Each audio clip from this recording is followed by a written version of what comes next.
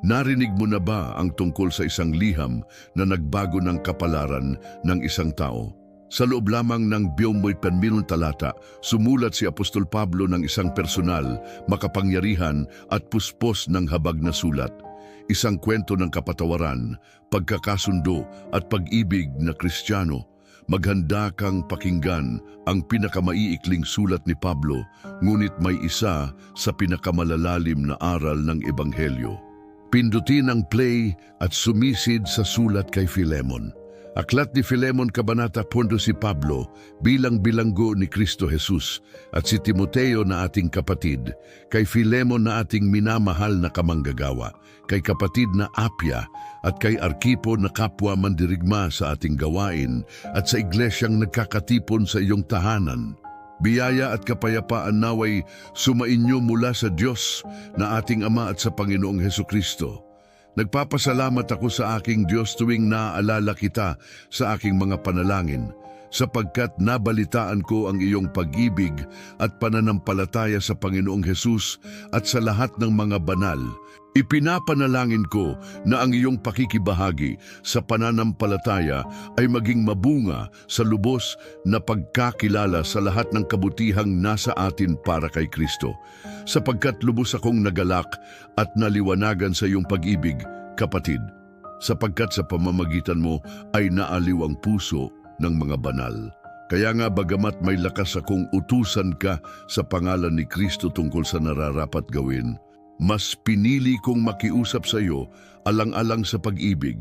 Ako si Pablo, matanda na at ngayoy bilanggo pa rin para kay Kristo Jesus. Ipinakikiusap ko sa iyo ang tungkol sa aking anak na si Onesimo na naging anak ko habang ako'y nasa tanikala. Dati-rati hindi siya kapakipakinabang sa iyo, ngunit ngayoy kapakipakinabang siya sa iyo at sa akin. Ipinapadala ko siya pabalik sa iyo, ang aking sariling puso.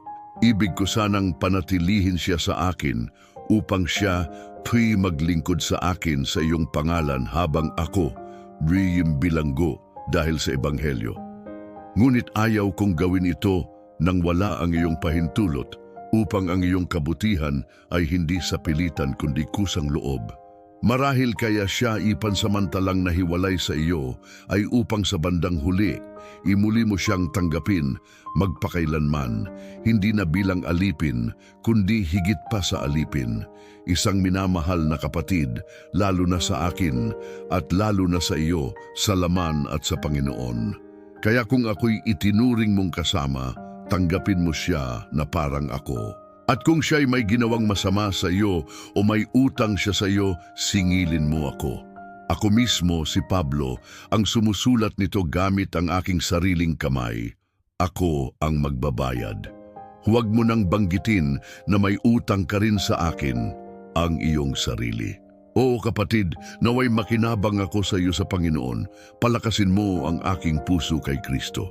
Nagtitiwala ako sa iyong pagkamasunurin, kaya't isinusulat ko ito. Alam kong higit pa sa hinihiling ko ang iyong gagawin.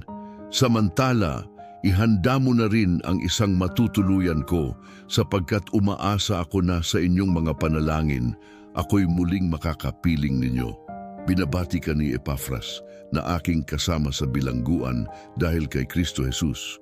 Gayon din sina Marcos, Aristarco, Demas, at Lucas na aking mga kamanggagawa.